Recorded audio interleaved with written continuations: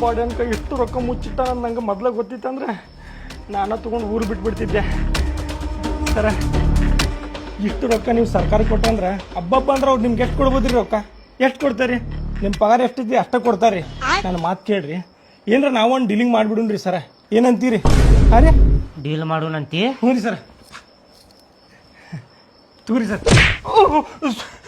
Deal ಮಾಡ್ತಿ? Deal ಇಲ್ರಿ sir, ಎಲ್ಲ ಸರ್ಕಾರ ತಗೊಂಡ್ಬಿಡ್ರಿ, ನಮ್ಮ ಬ್ಯಾಡ ಸರ್ ರೊಕ್ಕ. ಲೆಕ್ಕಾಚಾರ ಐತ್ರಿ.